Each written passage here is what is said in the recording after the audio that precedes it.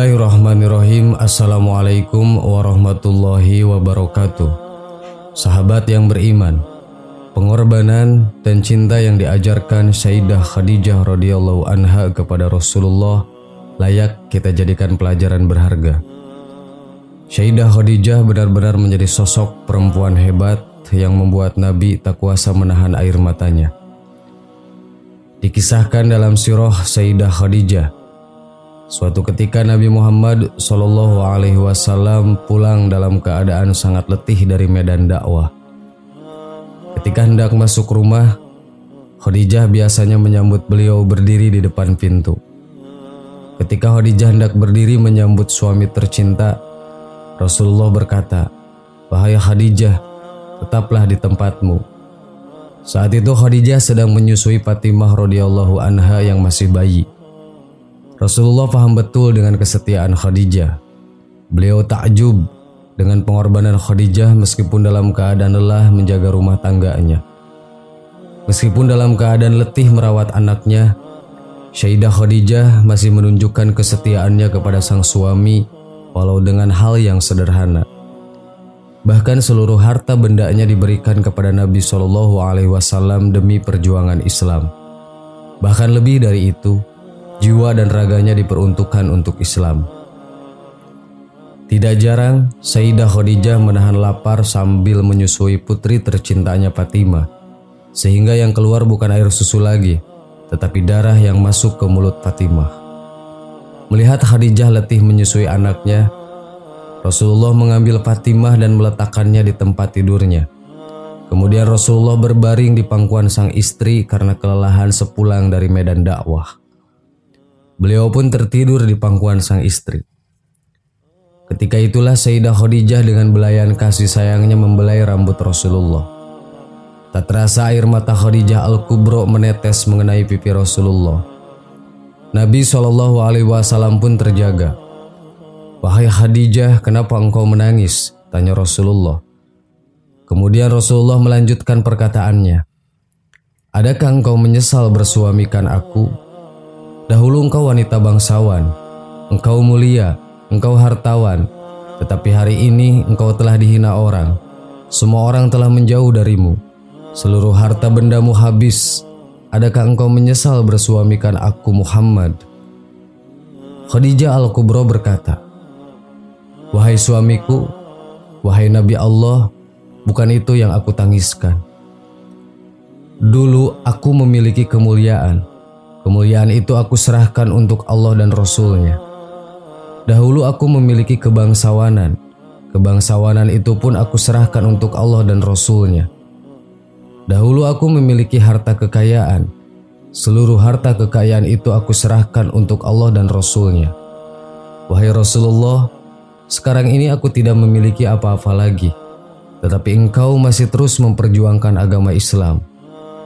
Wahai Rasulullah, seandainya aku telah mati sedangkan perjuanganmu itu belum selesai, kemudian engkau hendak menyeberangi lautan, engkau hendak menyeberangi sebuah sungai dan engkau tidak menemukan satu perahu pun atau jembatan, maka engkau gali lubang kuburku, engkau gali kuburku, kemudian ambillah tulang belulangku, engkau jadikan jembatan sebagai jalan menyeberangi sungai itu untuk menemui umatmu." Mendengar itu, Rasulullah SAW pun menangis. Disebutkan dalam sebuah hadis yang diriwayatkan Imam Al-Bukhari dan Muslim dari Abu Hurairah. Beliau menceritakan, pada suatu ketika Jibril alaihissalam mendatangi Nabi Muhammad SAW sambil mengatakan pada beliau, "Wahai Rasulullah, ini Khadijah telah datang. Bersamanya sebuah bejana yang berisi lauk, makanan dan minuman. Jika dirinya sampai, katakan padanya bahwa Robnya dan diriku mengucapkan salam untuknya. Dan kabarkan pula bahwa untuknya rumah di surga dari emas yang nyaman, tidak bising dan merasa capai." Hadis riwayat Al-Bukhari dan Muslim.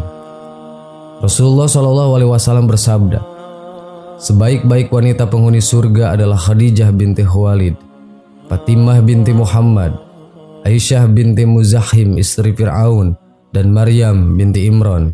Hadis riwayat Ahmad. Istri tercinta Rasulullah, Siti Khadijah radhiyallahu anha, wafat pada hari ke-11 bulan Ramadan tahun ke-10 kenabian, 3 tahun sebelum Rasulullah hijrah ke Madinah. Khadijah wafat dalam usia 65 tahun.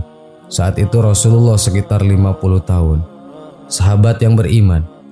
Demikian dikisahkan dalam kitab Al-Busra karya Sayyid Muhammad bin Alwi Al-Maliki Al-Hasani. Wallahu a'lam. Wassalamualaikum warahmatullahi wabarakatuh.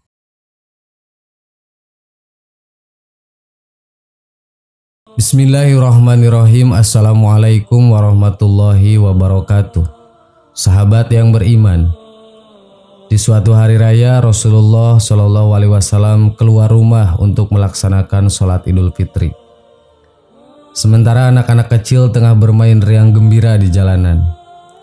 Tetapi tampak seorang anak kecil duduk menjauh berseberangan dengan mereka. Dengan pakaian sangat sederhana dan tampak murung, ia menangis terseduh. Melihat fenomena ini, Rasulullah segera menghampiri anak tersebut. "Nak, mengapa kau menangis? Kau tidak bermain bersama mereka?" Rasulullah membuka percakapan. Anak kecil yang tidak mengenali bahwa orang dewasa di hadapannya adalah Rasulullah menjawab, "Paman, ayahku telah wafat." Ia mengikuti Rasulullah dalam menghadapi musuh di sebuah pertempuran. Tetapi ia gugur dalam medan perang tersebut. Rasulullah Shallallahu Alaihi Wasallam terus mengikuti cerita anak yang murung tersebut sambil meraba kemana ujung cerita. Nabi mendengarkan dengan seksama rangkaian peristiwa dan nasib malang yang menimpa anak tersebut. "Ibuku menikah lagi. Ia memakan warisanku peninggalan ayah. Sedangkan suaminya mengusirku dari rumahku sendiri.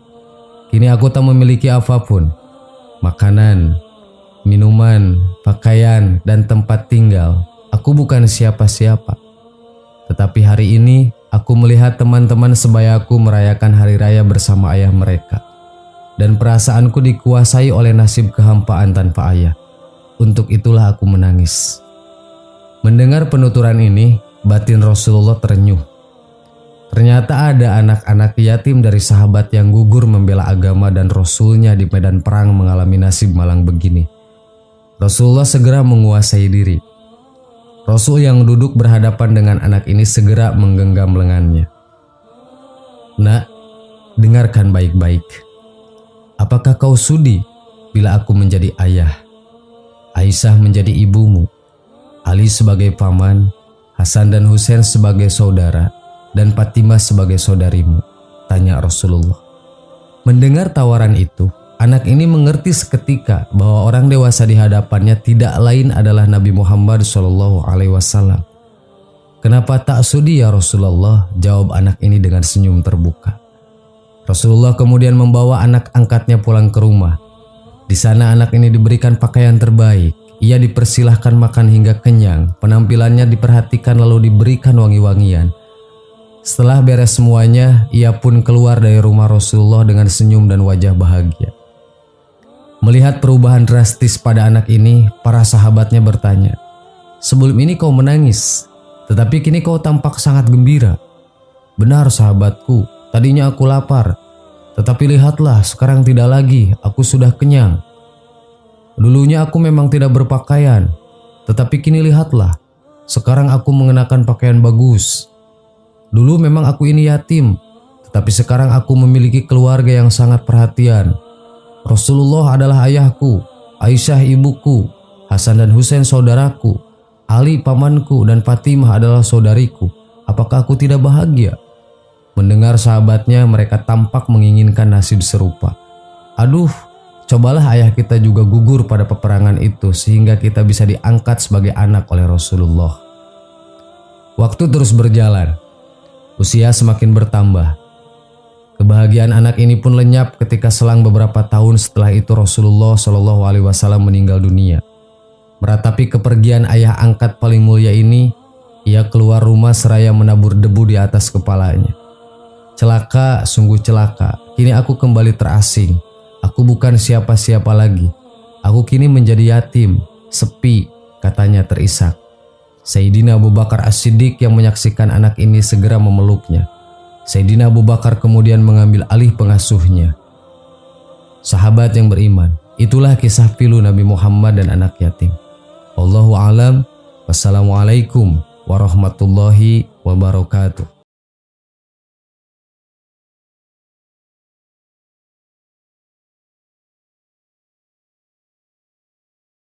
Subhanallah walhamdulillah wala ilaha illallah wallahu akbar. Subhanallah